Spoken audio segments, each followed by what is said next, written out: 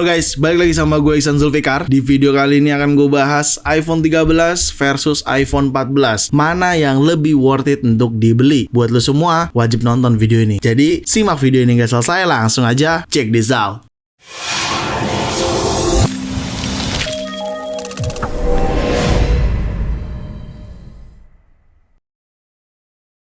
Oke, di tangan kiri gue sudah ada iPhone 13 dan ini ada iPhone 14. Jadi hari ini kita akan compare yang mana yang lebih worth it untuk dibeli. iPhone 13 ini sama-sama base modelnya iPhone di serinya masing-masing. Makanya adanya varian warna yang cukup banyak nih untuk iPhone tersebut. Contohnya yang iPhone 13 ini ada warna green, pink, blue, midnight, starlight, dan warna red. Berbanding terbalik dengan yang ada pada iPhone 14. iPhone 14 ini memiliki warna blue, purple, yellow, midnight, starlight, dan red. Mirip-mirip ya varian warnanya.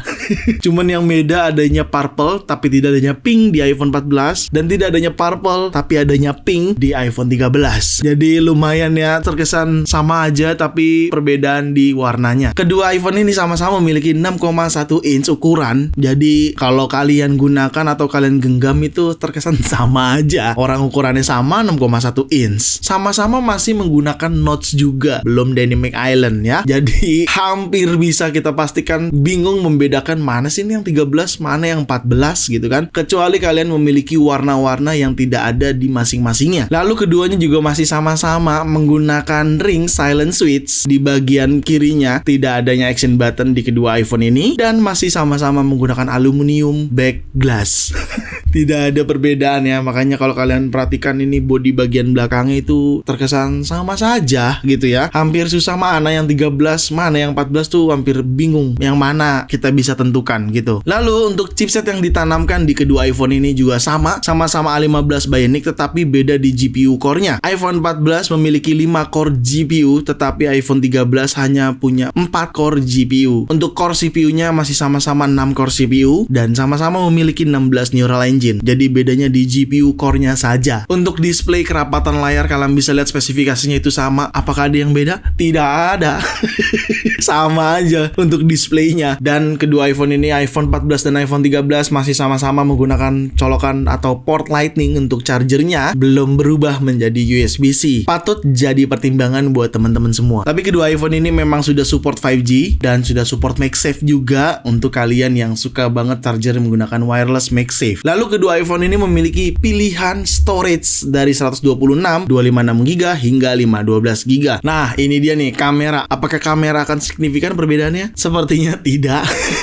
Keduanya memang sama-sama dual kamera, dual sistem kamera dengan spesifikasi 12 megapiksel pada masing-masingnya. Yang satu main kamera 12 megapiksel, yang satu ultra wide kamera di 12 megapiksel juga. Lalu keduanya memiliki optical zoom 0,5 hingga 1 kali option aja. Dan iPhone 13 tidak memiliki photogenic engine. Kalau iPhone 14 memiliki photogenic engine. Oke? Selebihnya sama, cuman photogenic aja yang membedakan ya.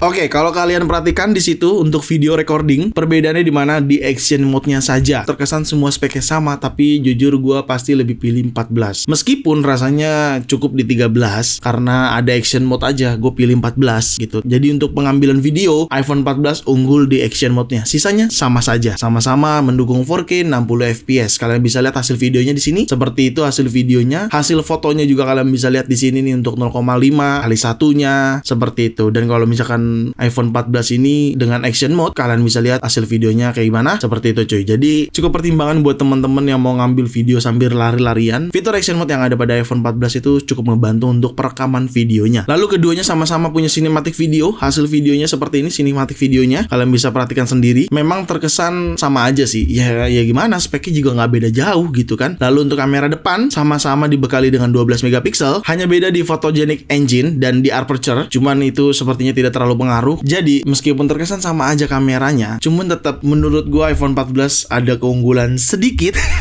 Ya karena memang keunggulannya nggak terlalu banyak. Jadi tetap gua memegang teguh iPhone 14. Karena mungkin gua keperluan action mode ya. Cuman kalau kalian tidak ada keperluan action mode, cukup di iPhone 13.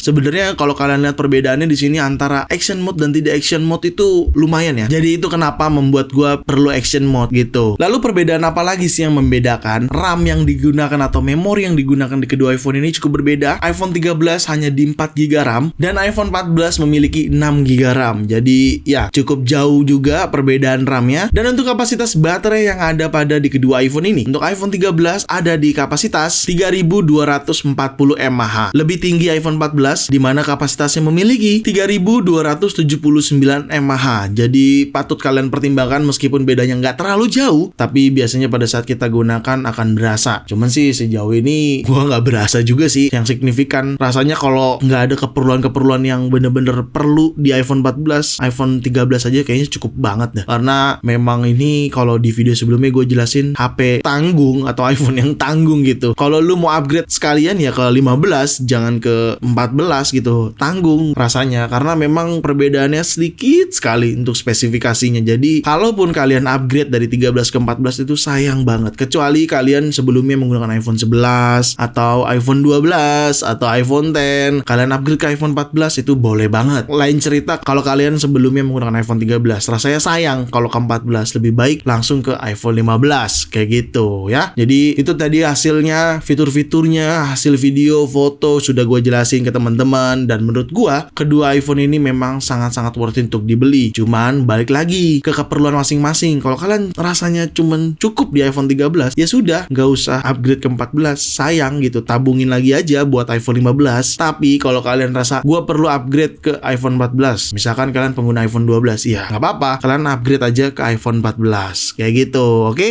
Ya udah, segitu aja mungkin video kali ini. Semoga sangat bermanfaat buat teman-teman semua. Jangan lupa untuk like video ini, share video ini ke sosial media kalian, ke grup WhatsApp, grup TikTok, grup apapun. Kalian share aja sebanyak-banyaknya dan pastikan kalian mendukung channel ini dengan cara mensubscribe channel ini. So, see you next video. Bye-bye.